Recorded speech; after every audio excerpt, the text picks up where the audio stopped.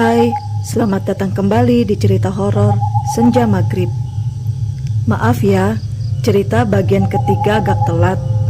Biasa, saya ngumpet dulu karena gangguan tenggorokan. Agar tidak ketinggalan sambungan dari cerita horor sebelumnya, kamu boleh klik tombol lonceng sebagai notifikasi agar kamu jadi orang pertama yang tahu cerita terbaru dari saya. Dari cerita sebelumnya, daerah tempat tinggal Lastri dan Mirna yang terletak masih di Pulau Jawa ini memang sudah terkenal dengan ritual pesugihan semacam ini.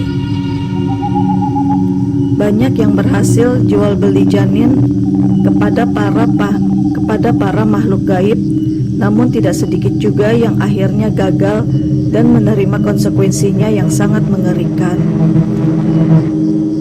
Seperti di kisah sebelumnya, Mirna yang mau mengurungkan niatnya itu untuk menjual janin dalam kandungannya, namun akhirnya kembali membulatkan niatannya itu karena ingin terbebas dari kehamilannya dan tergiur dengan sejumlah uang yang diiming-imingkan sang dukun bayi. Kita sebut saja namanya Mbah Warni.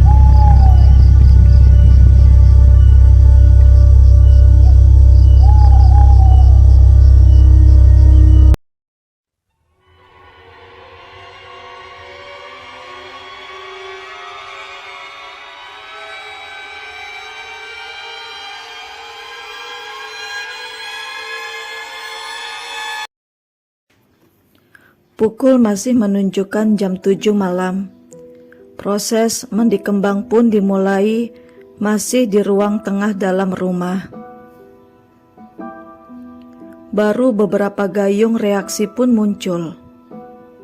Terlihat raut wajah Mirna yang jelas menahan rasa sakit, namun tertahan untuk tidak menjerit kesakitan. Dan tiba-tiba terlihat reaksi gerakan kaki bayi kecil nampak di perut Mirna. Lastri yang melihat pemandangan tersebut melotot sambil menutupi mulutnya agar tak berteriak. Namun berbeda dengan ibunya Mirna yang menutup matanya dan meneteskan air mata. Tidak lebih dari 5 menit, ritual itu pun selesai. Dan sang nenek memunguti kembang kantil dan melati yang berjatuhan dari mandi air kembang.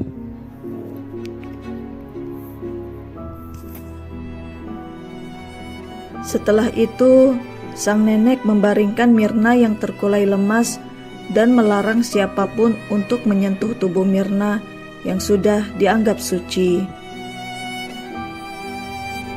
Jangan ada yang menyentuh anak ini, sekalipun anak ini kesakitan, karena tubuhnya sudah suci dimandikan air kembang. Hanya boleh diajak ngobrol saja ya. Sang nenek menjelaskan kepada ibu Mirna dan Lastri. Sambil menunggu jam 12 malam, kamu minum air putih yang banyak ya nak. Jangan sampai kamu kencing, ditahan saja sampai proses ritualnya selesai. Jam pun sudah menunjukkan jam 12 malam. Sang nenek yang usianya hampir 60 tahun lebih itu tergopoh-gopoh membawa Mirna yang masih terlihat lunglai dan lemas. Lastri pun dan ibunya Mirna hanya mengikutinya dari belakang menuju belakang rumah yang nampak sudah tersedia satu bangku kecil, 2 ember yang aromanya anyir dan busuk.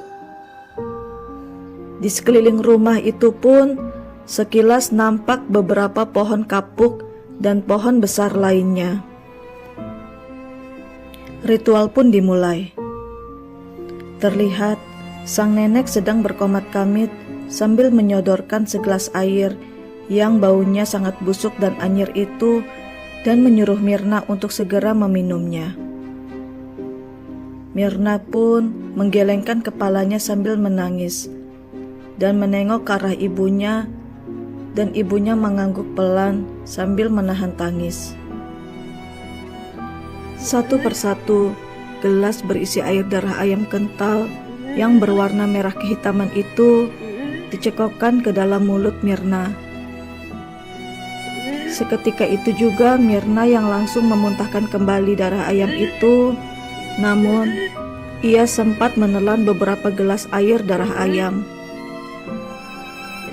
Masih terlihat sekilas oleh Mirna, darah ayam itu tinggal sedikit di dalam ember. Pusing, lemas, berkunang-kunang penglihatan Mirna, namun ia tetap bertahan di sisa tenaganya itu. Hingga gelas terakhir terpaksa ia habiskan, namun ia muntahkan kembali. Lastri yang melihat adegan tersebut memalingkan mukanya karena ia tak kuat dan rasa ingin muntah. Namun ketika ia memalingkan muka, ia terkejut dengan pemandangan di hutan belakang rumah sang nenek. Ada beberapa sosok wanita dengan payudara yang menjuntai ke bawah, sedang menyaksikan prosesi ritual tersebut. Nampak mata dari makhluk tersebut berwarna merah menyala, namun mereka diam saja seolah-olah fokus melihat adegan ritualnya. Lastri yang melihat penampakan menyeramkan itu langsung memejamkan matanya kembali. Kembali ke proses Mirna yang sudah terkulai lemas, pucat pasi dan berkeringat itu masih harus melanjutkan ritualnya tersebut hingga selesai. Tidak selesai meminum darah ayam, namun harus memakan jeroan ayam mentah hingga habis. Kosong sudah isi perut Mirna akibat selalu muntah, dan jeroan ayam yang ia habiskan pun akhirnya dimuntahkan lagi. Ia tak kuat.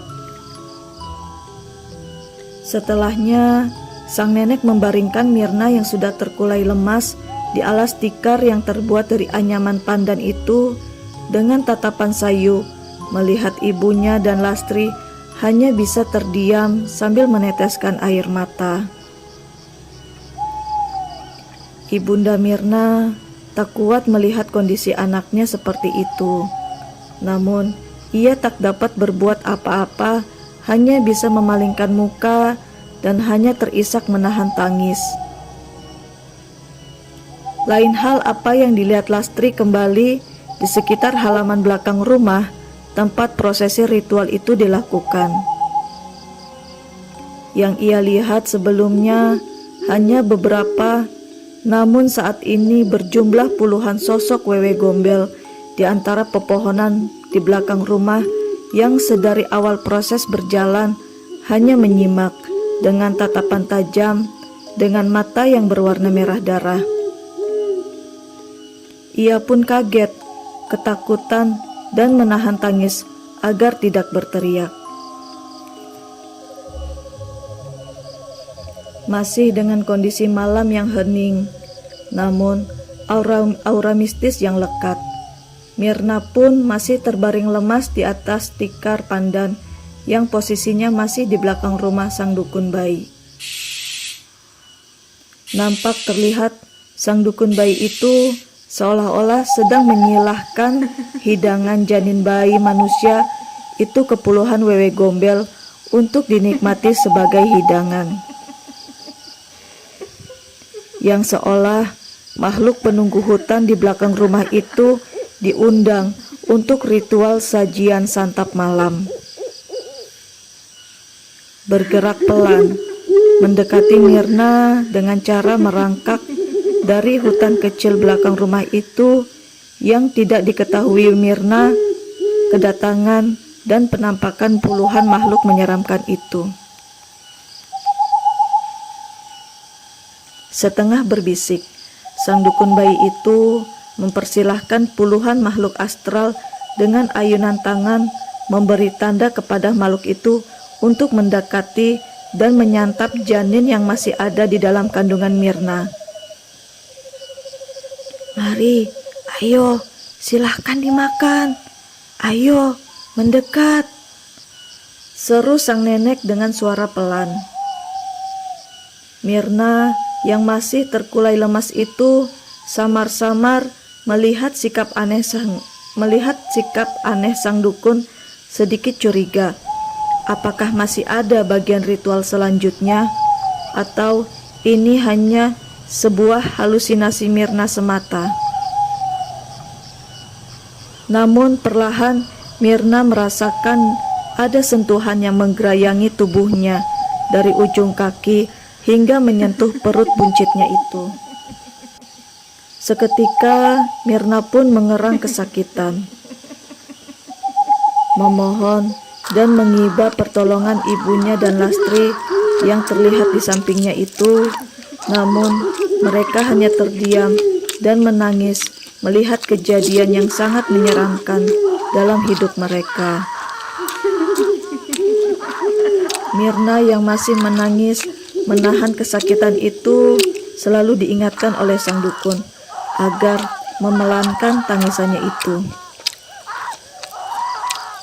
Setelah beberapa menit, proses memakan janin pun telah usai dan rasa sakit di perut Mirna pun berangsur hilang dan disertai yang entah kemana raibnya puluhan makhluk menyeramkan itu tiba-tiba hilang seketika.